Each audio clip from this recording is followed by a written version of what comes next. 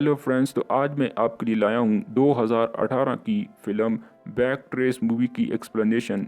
इस फिल्म के lead actor में शामिल हैं सिल्वेस्टर स्टेलोन। तो जैसे ही फिल्म शुरू होती है, मैक आई फोस्टर और जॉन ट्रेपी $20 मिलियन के साथ सिटी सेंट्रल बैंक को लूट कर भाग रहे होते हैं और दूसरी तरफ आदमियों से मिलते हैं जो इसरार करते हैं कि मैक और इसके दोस्तों को वो तमाम रकम उनके हवाले कर दी जाए। मुमकिन तौर पर माइक का ग्रुप पैसे देने से इनकार कर देता है और दूसरे दो को बताता है कि इन्हें सिर्फ $5 मिलियन ही मिले हैं। जिसके बाद दोनों ग्रुपों में एक वहशियाना फायरिंग शुरू हो जाती है, जिसके दौरान फोस्टर और टॉर्बी मारे जाते हैं और माइक को सर पर चोट लगती है, जिसकी वजह से वो मुकम्मल तौर पर भूलने की बीमारी में मुब्तला हो जाता है। अब हम देखते हैं कि माइक को यह भी याद नहीं था कि किस तरह चलना या बोलना है जब इसे पहली बार एक नफसियाती हॉस्पिटल में लाया गया था। अगले चंद सालों में वसी थेरेपी की मदद से इसने चलने फिरने, बात करने और कुछ दूसरे पैरियों को दोबारा हासिल कर लिया, जिसकी वजह से वो वही था जो वो था। तब इसकी यादें इससे दूर रहीं। 7 साल के बाद मैक अपने आप को लुकास नामी एक शख्स के पास बैठा हुआ पाता है जो उसे वादा करता है कि वो इस जेल से इसे बाहर निकाल देगा। माइक इस बात पर यकीन करने से इनकार करता है जब तक इसे नशा आवर चीज़ ना दी जाए और इस जगह से बाहर ना ले जाया जाए जो पिछले 7 सालों से इसके नाम के सिवा तमाम जेल है।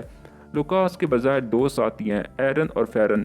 ये दोनों बालतरतीब नर्स और सिक्योरिटी गार्ड के तौर पर भी इस जेल में घुस आए थे। मैक का ख्याल था कि इसने लुकास को पहले कहीं देखा है, लेकिन शुरू में याद नहीं है कि वो कहाँ था। इसके बजाय बचनाने वाले इसे एक ड्रग के बारे में बताते हैं, एक LPD बनाने वाला जिसने अभी अपना ट्रायल मुकम्मल किया है। दवाई लेने वाले 80% से ज़्यादा मरीजों की 40% याददाश्त बहाल हो गई है।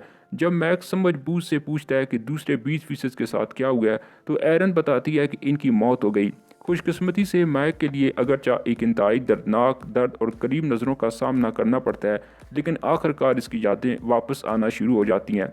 दूसरी तरफ साइकस और इसके साथी जासूस कार्टर शुरू ही से इस केस से मुंसलिक हैं और सालों से साइकस बाकायदगी से माइक से मिलने आता रहता है और ये जानने की कोशिश करता है कि आया इसे कुछ याद है या नहीं। माइक की गुमशुदगी के बाद पुलिस ने साइकस के इंचार्ज के साथ एक बड़े पैमाने पर तलाश शुरू की। FBI एजेंट फ्रैंकिस जल्द ही अपने नए साथी कार्लेट हर्फ के साथ शिकार पर शामिल होता है। जब माइक पहली बार लुकास से मिलता है तो इसे इस जेल में रजाकारना कैद होने का बहाना करा है, जैसे कि ऊपर जिक्र किया गया है। एरन तिबी अमले का हिस्सा बन गई और फौरन एक सिक्योरिटी गार्ड के तौर पर सामने आई है। इब्तदाई तौर पर ऐसा लगता है कि वो आम मुजरिम है जो इन लाखों डॉलर पर हाथ डालने की कोशिश कर रहे हैं जो माइक और उसके दोस्तों ने चुराए हैं, और वो रकम हासिल करने के लिए कुछ भी करेंगे।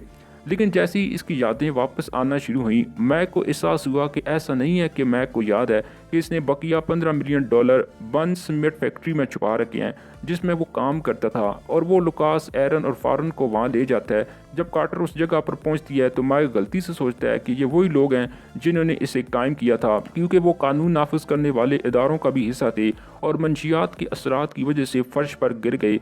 ये तब है जब एरन इसे यकीन दिलाती है कि सब कुछ ठीक हो जाएगा और मैक की यादें तेज़ी से वापस आ जाएंगी। एरन इसकी बीवी है और लुकास और फेरन इसके बेटे हैं। जैसा कि एरन बताती है, उन्होंने इसे पहले नहीं बताया था क्योंकि मंशियात के मुकदमे के दौरान किया हुआ था। जिन लोगों ने अपनी यादें दोबारा हासिल नहीं की वो सोचते हैं कि इन्हें जो याद है वो जाली और लगाए गए थे, वो इन पर यकीन नहीं करते थे। एरन जो जानती थी कि यह वाहिद तरीका है जिससे ये अमल काम करेगा। FBI में एजेंट फ्रैंकिस और उसके साथी वही थे जिन्होंने मैक को तरतीब दिया।